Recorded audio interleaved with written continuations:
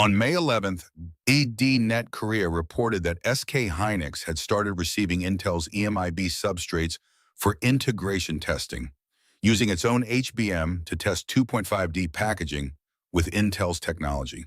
SK Hynix shares hit an all-time intraday high on the Korea exchange, climbing 14.5%. Intel surged nearly 14% on the same day. The market wasn't reacting to a product launch. It was reacting to the implication. The world's largest HBM supplier was testing a way to bypass the world's dominant packaging provider. HBM is a two-step product. Step one is the memory stack. Multiple DRAM dies connected vertically through tiny copper pillars called through-silicon vias, bonded into a single cube. SK Hynix does this. It held 58% of the global HBM market by revenue in Q1 2026, according to Counterpoint Research. For NVIDIA's next-generation Rubin platform, SK Hynix is expected to supply roughly 70% of HBM4 demand. Step 2 is placing that HBM stack next to the GPU die on a shared package. That's TSMC's CoWoS. And TSMC's CoWoS lines have been sold out for over 2 years. NVIDIA alone holds roughly 60% of total CoWoS output, with Broadcom and AMD taking another 26%. CCHY confirmed at TSMC's June 2026 annual meeting that capacity remains extremely tight and sold out through the year. SK Hynix makes the single most critical component going into every high-end AI accelerator, but it has no control over the step that turns that component into a finished product. The memory leaves SK Hynix's fab in Korea, travels to TSMC's packaging lines in Taiwan, gets assembled into a module, and ships to the customer. SK Hynix doesn't set the packaging schedule. It doesn't control the yield. It doesn't decide who gets priority. That's the tension behind the May 11th headline. SK Hynix isn't looking for a backup supplier.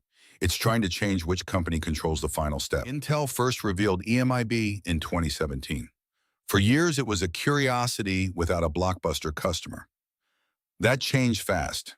In early 2026, Intel debuted a packaging test vehicle combining EMIB with HBM4. As of April, EMIB substrates have hit technical verification yields of 90%, according to Ming-Chi Kuo. 90 sounds high, but the production standard is 98. Kuo emphasized that closing the gap from 90 to 98 is harder than the entire climb to 90. TSMC's own yield target on 5.5 reticle CoWoS also starts at 98. No room for compromise. Google didn't wait.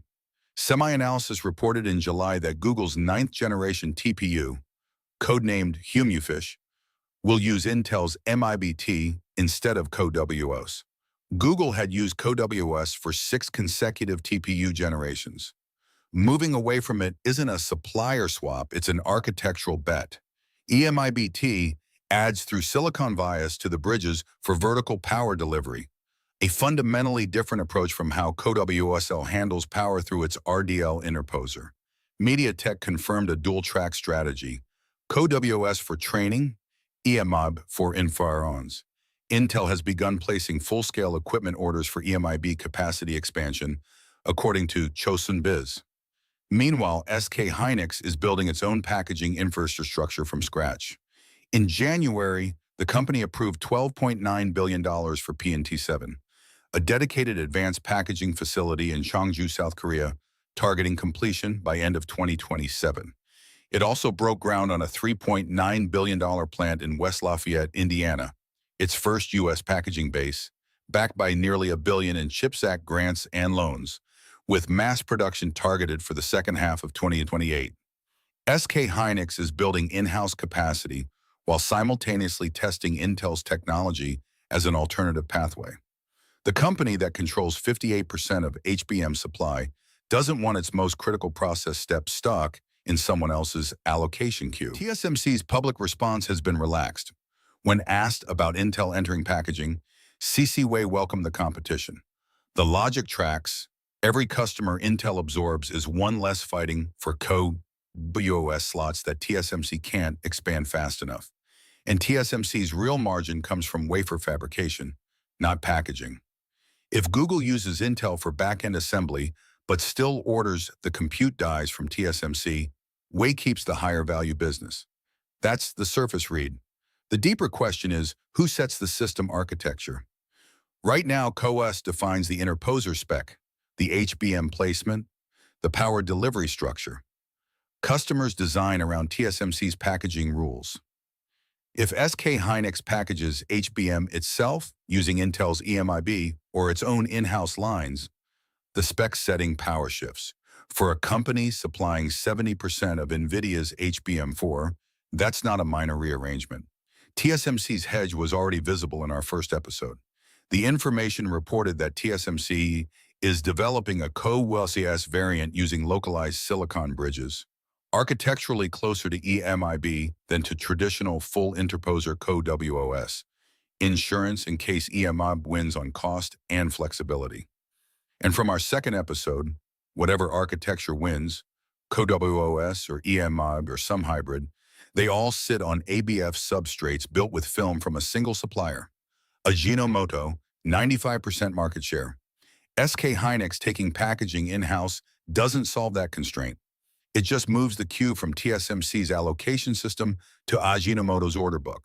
Samsung is the most exposed. It trails in HBM market share, and its own packaging platform hasn't landed the customer wins that CoWoS or EMIB have.